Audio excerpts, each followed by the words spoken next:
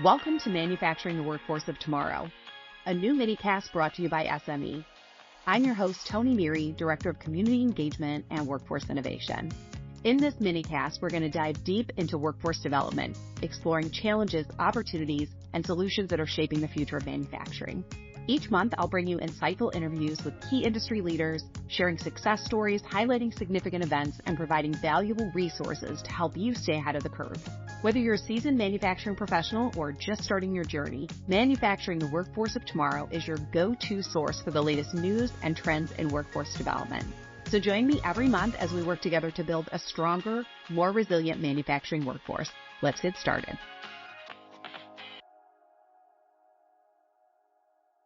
I am so excited today to talk with Teresa Simons. Teresa is the Executive Director over at AWT, the Alliance for Working Together, right in my backyard here in beautiful Lake County, Ohio. Teresa, thank you so much for joining us today.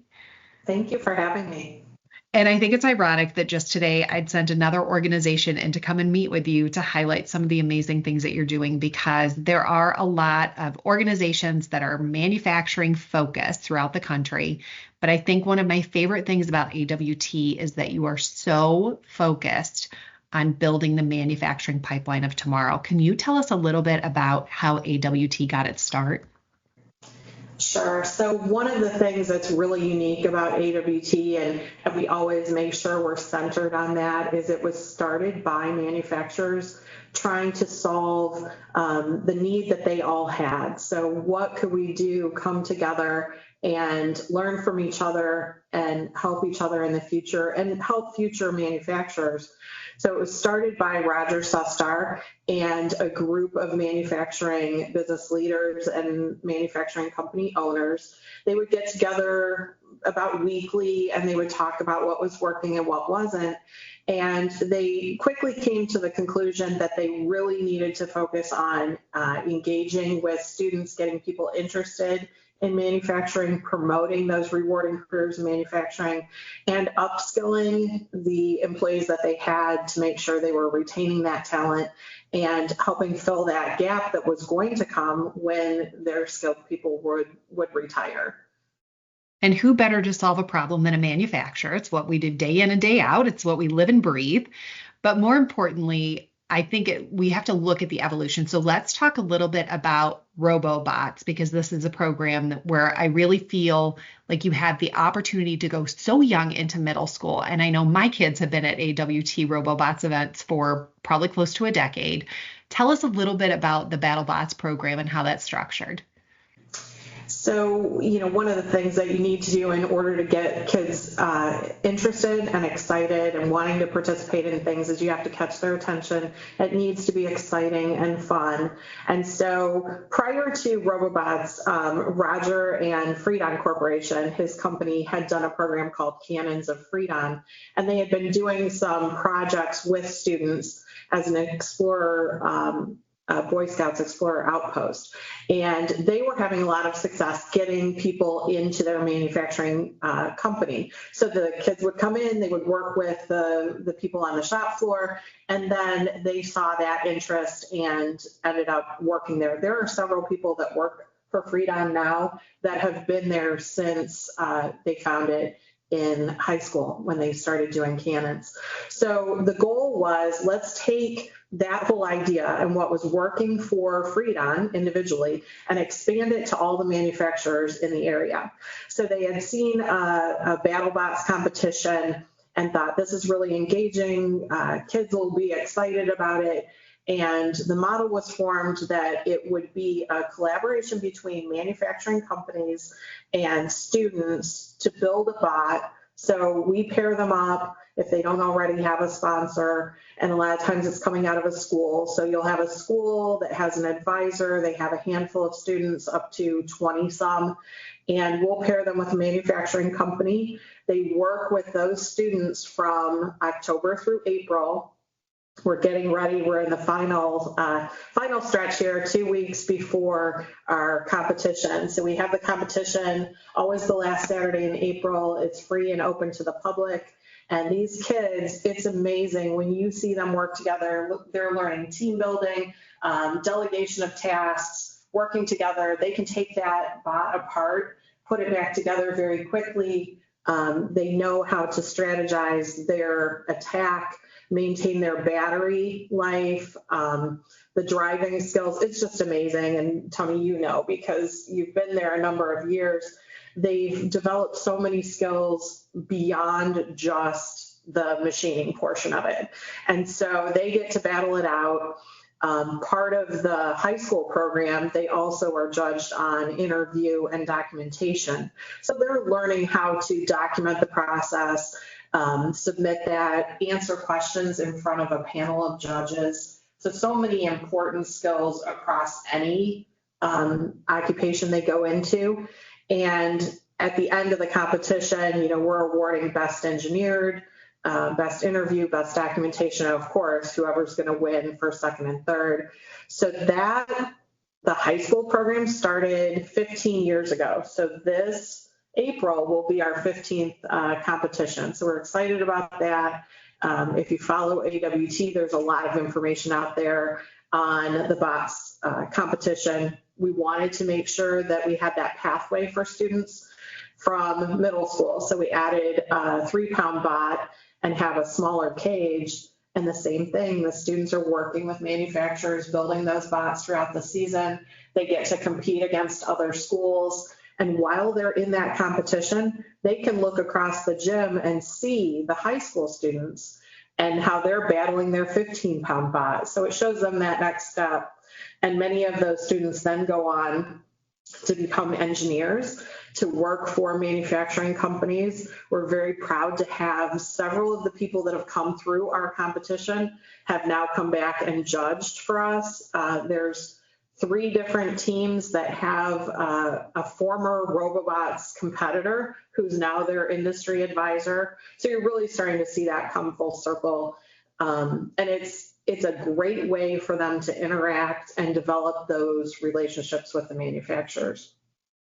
And I think probably one of my favorite years was the year that there were, and I love the fact that you don't have to have a manufacturing program at your high school to participate, but it's, you know, there are programs like Beaumont High School, and I have to give a plug for them. So Moira will be a freshman there next year, but it was probably 3 years ago.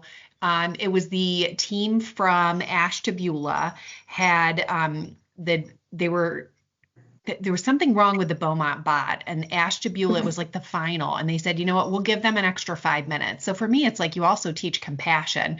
They gave Beaumont an extra 5 minutes to get their bot ready, and Beaumont came back and beat them. And it was like, okay, but you like learned a really valuable lesson in what real competition feels like, not like, oh, you can't compete, so we win by default. But I think I loved that year more than anything because you saw, like, even when they lost, they were excited to lose to the team that had said, yes, go ahead and take that extra 5 minutes.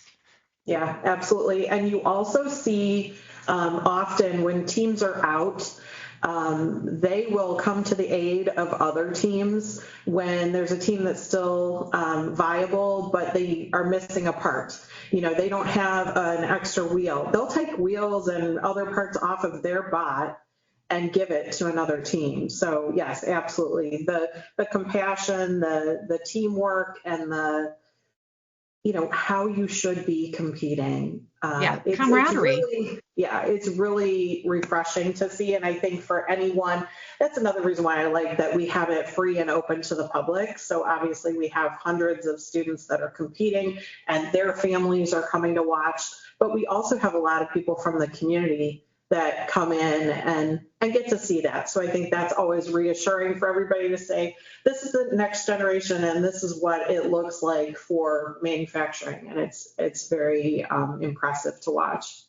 It's an electric atmosphere. I'm so sad. I will miss it this year. I'll be out of town, but it's just to see the evolution of it, and now to see high school and middle school students competing is really fun. I actually know a couple of the coaches too. One of them was like Finn's hockey coach when he was little. It was like, wait, what are you doing here? And you see people from the industry that maybe you know, like from your church or from your neighborhood, and it's like, wait a minute, you're in manufacturing too. So I think there's just so many different tendrils that RoboBots hits on that really brings together the community to support and like applaud the next generation, because some of the bots are super, super competitive. Right. Well, and there have been a couple years now that I swear a few of the junior bots, especially the Wycliffe teams, I think you could put them in the cage with one of the RoboBots and they would hold their own. It's amazing to me what they can do with that 3-pound bot.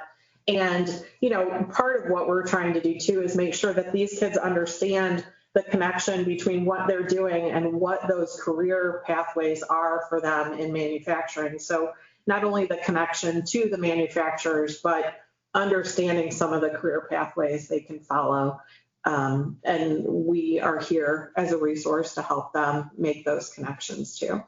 And I think probably the biggest, most significant evolution with AWT has been the Transformation Center, which is your new gorgeous building. Tell us a little bit about the location, and then we'll dive into not just the technology, but the programming that you're offering there as well. Yeah, so it's been such a tremendous asset for AWT, but also for the community as a whole. We serve as the industry sector partner for Lake Geauga and Ashtabula County. A lot of our training and other resources extend into Eastern Cuyahoga as well. We are fortunate to have a piece of land that was donated by Roger and his family that sits right out in front of Freedon. It's on Tyler Boulevard in Menor, which is one of the 6 largest concentrations of manufacturing in the state of Ohio. Obviously, Ohio's 3rd in the nation, only behind, it used to be California, Texas. Now it's Texas, California. And who knows, we'll close in on them soon. But it's a great location for area manufacturers, a lot of people in the community. This facility, we cut the ribbon in October of 22. It was funded by primarily manufacturing companies, but we have individuals, foundations, we have some state funding in this. The state was very supportive, mostly because we were not asking for the first dollars in. They saw the investment that was happening through the manufacturing community. They recognized that, we want to make a difference and we want to have a solid manufacturing base for our community going into the future. And we feel like this is a vital part of that. We are training and exposing people to careers in manufacturing here in a number of different ways. And then we're a great hub for workforce development. So many of our community partners utilize this space as a resource. We are always exposing people to all the things that they can do in manufacturing. I think, Tony, you and I have had this conversation so many times. Love engineering, right? And we love manufacturing. Could we come up with a new term because I think there's so many people that have a view of what manufacturing is, and it's not necessarily the accurate.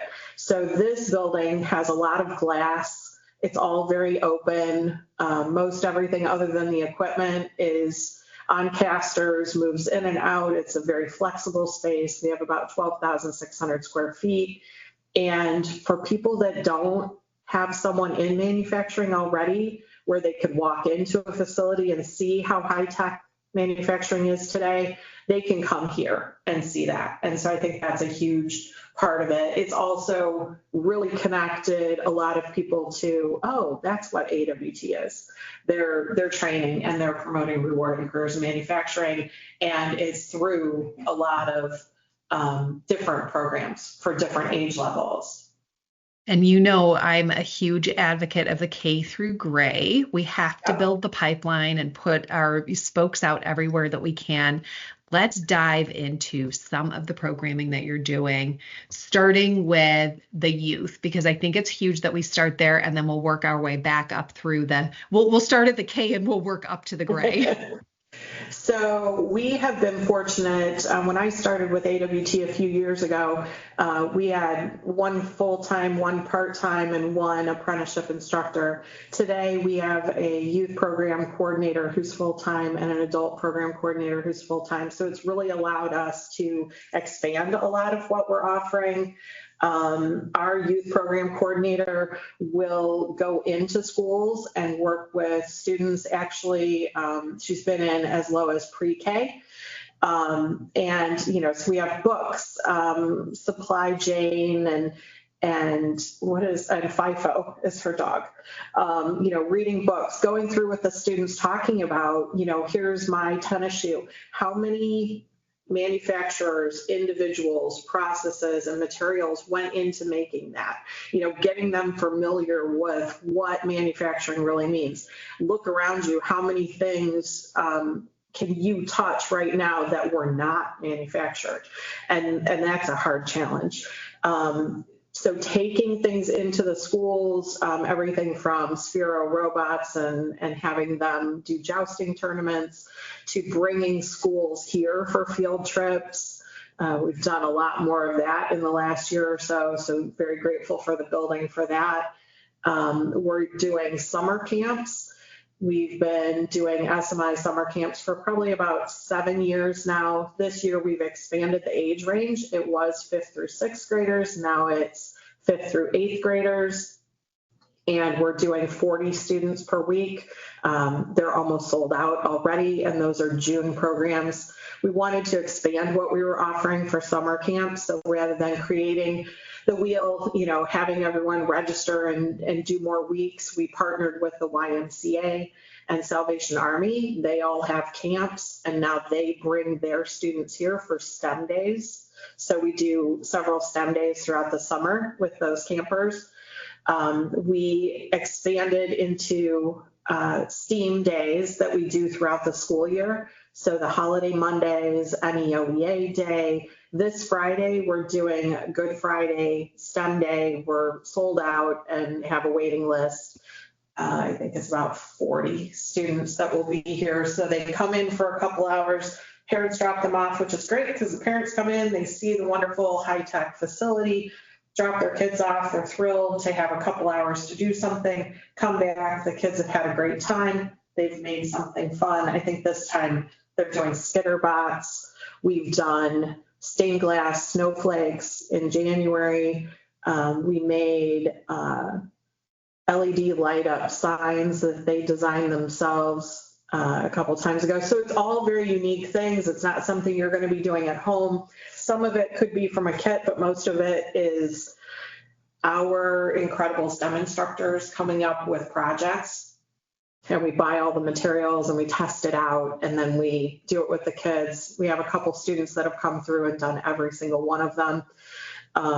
I think I'm going to start doing a t-shirt where they can have a t-shirt. We're going to set it up as a concert t-shirt and do the transfers, because we have a big maker space here, which includes t-shirt pressing. And each time they come to camp, we can add a little concert date of I was here for STEM day, whatever date. So in our maker space, we have a lot of things, 3D printers, Crickets, which are essentially a small CNC machine, some tabletop CNCs, some cobot arms, laser engravers, making sure that they have the ability to test something hands-on. We do a Think Manufacturing Career Expo in partnership with our local chambers and host that during Manufacturing Month in October, and bring together about 40 to 50 manufacturers, along with about, this last time we had 850 students come through. And they get to talk to those manufacturers. They could wear a badge that says they're ready to work, which helps start that conversation with the manufacturers. Obviously, our Junior Bots and RoboBots programs. We have an adult program that we've modified and offer it for the high school, which is called Work Advance. So it's a hands-on interactive boot camp to get them to work. So it's blueprint reading, shop math, metrics and measurement. If the school is not covering it already, we'll cover resume and interview, financial literacy. And if they are of the age and they're interested in doing that, we'll set up interviews with the manufacturers for them. We've had several students from several different schools come through and end up in manufacturing careers. So I'm sure I'm missing something, because there's a lot so of much. Things, yeah, there's so much. Perfect. Well, let's talk a little bit now about adult training options, because I think it's also important that we talk about, it's great to build the pipeline. It's great to have the future workforce, but what about the people that we need right now? So can you talk a little bit about your Work Advance program, the individuals that are coming through that, how it's structured, what it costs for them? Sure. So Work Advance, and this is such a great asset, and it was, I think, one of the pieces that was missing when I started. Many of the manufacturing members were saying, I need more people. I need more people. Like, I can train more, but I need more people. And so we were fortunate to be included in the EDA Good Jobs Challenge grant under OMA, along with fellow ISPs here in the state. And part of that was you wanted to upskill people, and then you also wanted to do an entry-level program.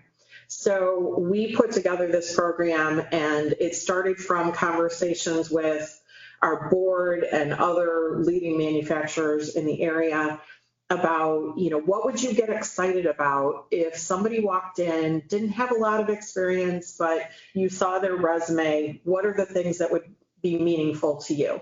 And that's where we started with blueprint reading, a basic understanding of terminology in manual and CNC machining, being familiar with, how to hold and read micrometers and other measurement devices.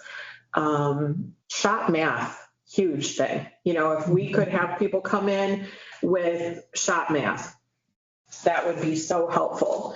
And so we put the program together. Generally, we run it, and in fact, it's running right now in the other room. We have 13 people in this class, and each day they come in, and it's focused on one thing. So it could be blueprint reading. It could be today they're working on their resume and interview practice. So all along through the 2 weeks, they kind of do parts of their resume. Today, we have a partner that comes in and kind of quizzes them on stuff, has them practice interviewing.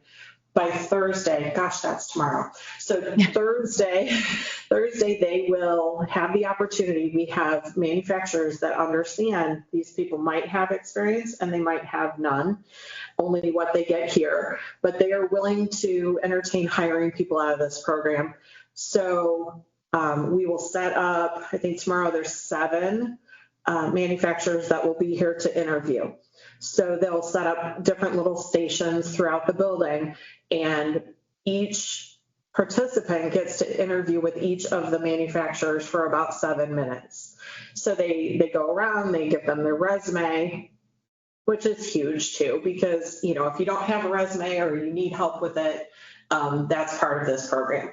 So they get to do a mini interview. Our adult program coordinator follows up with the manufacturers, helps line up any other follow-up interviews if need be. And, the ideal situation is everyone is placed. Some people come through the program and say, yeah, probably not me, or not now, or not quite a fit yet, and they may come back later. Part of it I think about is that we are helping the whole pipeline as well, because if people come through and they realize it's not for them, it saved everybody. The manufacturer didn't have to hire them and kind of find that out 3 weeks in when they don't show up to work. We are always telling everyone, if you are reliable, you come with a good attitude, and you're interested in learning, the sky's the limit. You can, you'll get your foot in the door. You can stand in line for all kinds of training. The manufacturers are hungry for people that are interested in being involved and being a dedicated member of the team. So it's an easy place to be able to get additional training. We are doing this currently through this grant, and when we started it and it was so successful, I had said, we're never not going to do it. We'll figure out a way to fund it. We are fortunate that we have already exceeded our goal on the grant. We did that in January. The grant ends in June. And because we've surpassed our goal and they are extending the grant for another year, we applied for it, and we were able to get some of the funding that's still in the grant. So we are funded for this through June of 26 now, which is great. That means that each of the people that come through the program are receiving a few $1,000s worth of training at no cost to them. We're not charging the manufacturers anything to participate. Ultimately, we're connecting people in the community with careers in manufacturing, and the manufacturers ultimately have the new people that they needed. And I just have to say, you are providing opportunities for individuals that have come through justice impacted drug rehabilitation programs. And I don't want to say a second chance. For many people, this is the first opportunity they've had for a viable, sustainable career, not a job. And I think that is so powerful when we look at our local community and when we look at all the outreach and all the work you're doing. To me, that carries the most power, because that has a huge impact when you look at not just the people that you're getting to work, but the people that you're trying to create opportunities that they may not have had if AWT didn't exist with this program. Right. And that is one of the most satisfying. You know, we've done a lot of work with our local probation department, as well as our homeless shelter and Lake Geauga Recovery Center. So as people are coming through, you know, they've had a misstep, they have a record, they're going through, you know, what you recognize after going through this for a while is that the opioid epidemic is really hitting everybody and to some degree. And so being able to connect people with a viable career pathway, but also it's getting them into a new path of, you know, these are new people to be around. It's a different group for them to interact with. I think that is key for ultimate success in their programs. You know, sometimes it's the counseling and the group work and whatever, and then that's all important. But if you don't get them out of their environment and away from the people that were part of the issue to begin with, I think it's nearly impossible for them to be successful. We've had people that have come through that did really well. They placed with a company, they worked for a company for a year and maybe relapsed or something else happened. I've seen those people because we started this in May of 23. So I've seen that happen. And the employer say, well, when you get back out, come back to me. And we actually have people that have rehired the people that, you know, something happened and they had to go back through and kind of reevaluate themselves and then they're back to their employer. So the manufacturers are really invested in people, I would say, across the board. I think they always have been. And I think this is an excellent time for people to get into manufacturing as a career. They're flexible. I want to do a work advance session that lines up better for parents that have maybe been staying at home with kids and now they're getting to the age where, like, okay, I could go and do something maybe outside of the house for a certain amount of time. And I've seen manufacturers that have said, you know, I'd hire someone if they wanted to put the kids on the bus, come in, leave before, so they have to go get the kids off the bus. So I think we're going to do a work advance session that will line up that same way. So if people wanted to come and do training, put the kids on the bus, come train, and then get home, that I think that's a whole nother segment of people that what a great opportunity for a new career and the flexibility of the manufacturers. So those primary caregivers are some of the hardest working people as well. And I think would be a great program to look at. How do you make that happen to get that workforce together, which is pretty amazing. And then that is actually a really good segue when we're talking about manufacturers and investing in the future. Let's talk a little bit about your apprenticeship program, because I think it was small when it first started, but it is definitely not now. Yeah. So a few years ago when I started, we had, and we've had such great community partners that when we started our apprenticeship program, we were actually utilizing space at Auburn Career Center. And so we had it lined up in between, it was a few hours in between their high school program and their evening adult programming. So we had this like 3 to 5 window. And so our apprenticeship runs, it's a 4-year program. Recently we added, it's been about a year and a half ago, we added a quality apprenticeship, which is a 2-year program, but the others are all 4 years. We run it on 2 semesters a year, 20 sessions per semester, and they're coming in. So each cohort will come in here 1 day a week for a couple hours and work with our hands-on instructors. They spend a portion of their related instruction doing Tooling U online, and then their related or their on-the-job training hours are done at work underneath a mentor.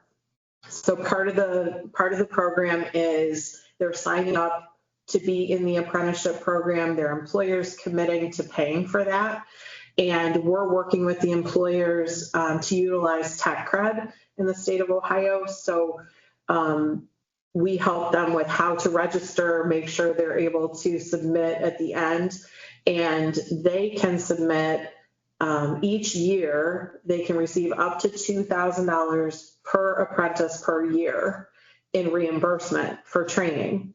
And we use that for apprenticeship. It can be used for a number of different things.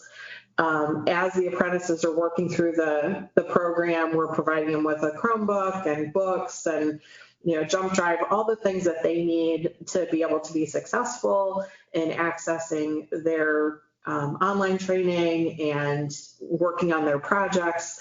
They work through our hands-on portion here. They start in manual milling and turning, and then they move over into SolidWorks and Gibbs Cam training, and then work on the CNCs. And then the 4th year, they do a capstone project.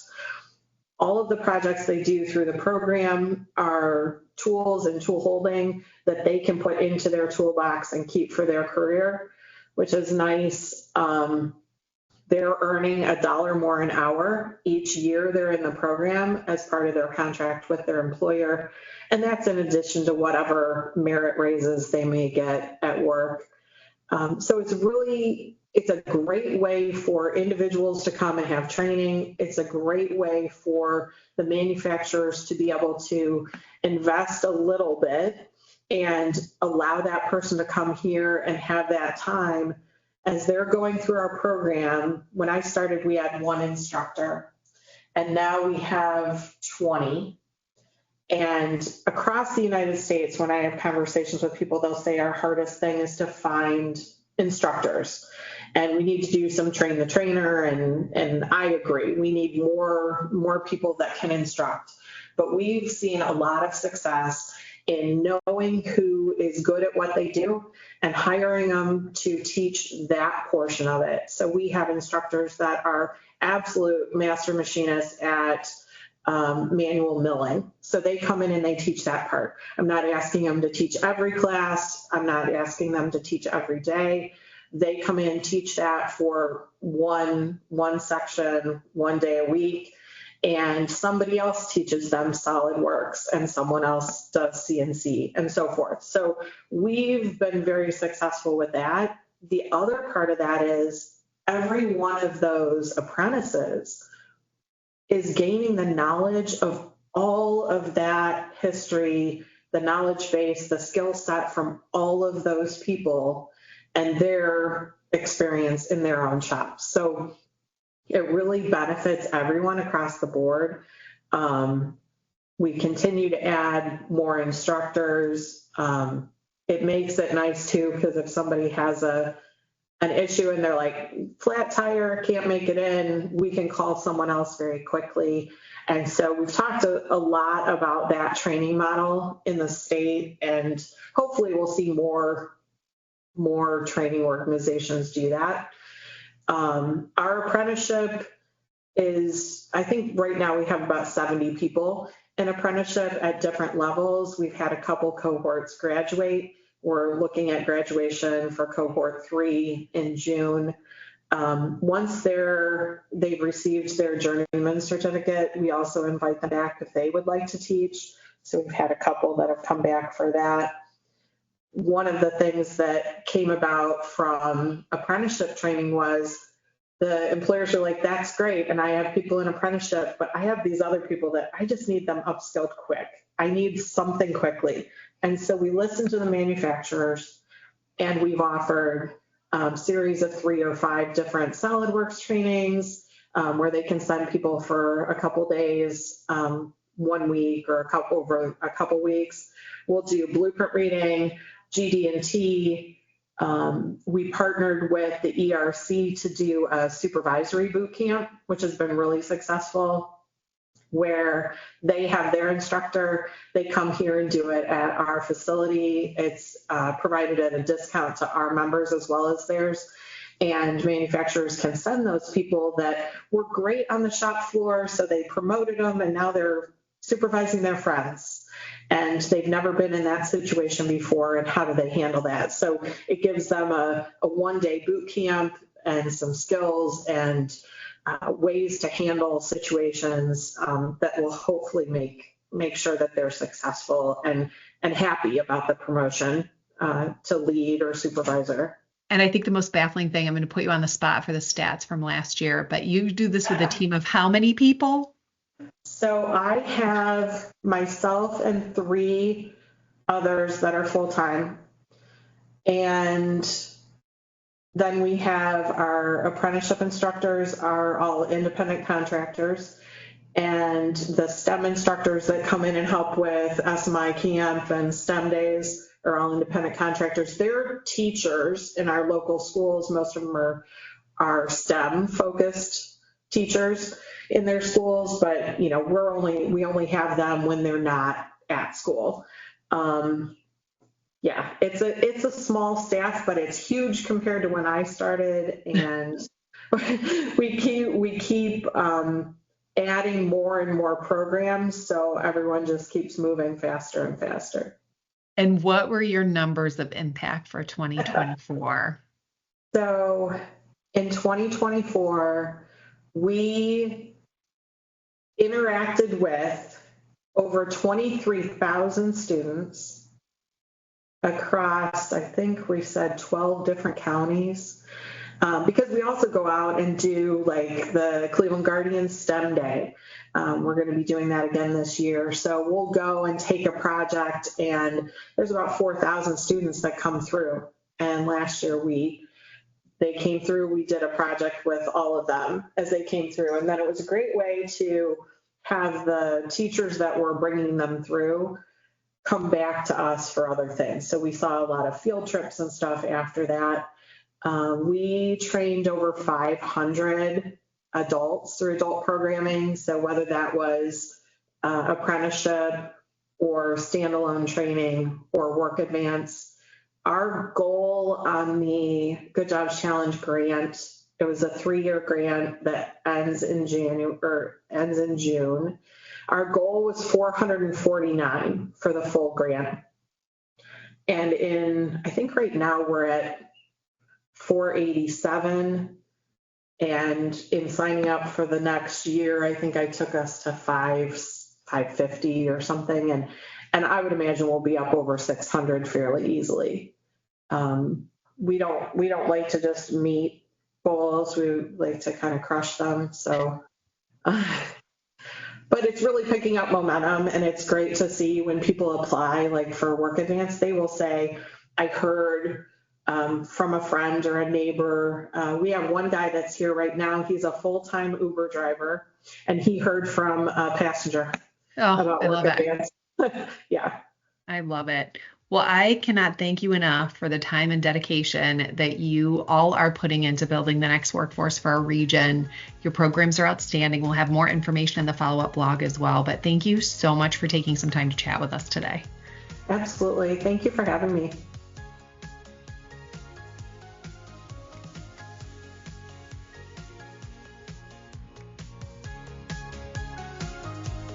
That's a wrap for this episode of Manufacturing the Workforce of Tomorrow. Remember to subscribe to our podcast on your favorite platform to stay updated on all the latest trends and happenings in workforce development. Don't forget to visit our website at sme.org for more resources and information. Until next time, let's continue to build a stronger, more resilient manufacturing workforce together.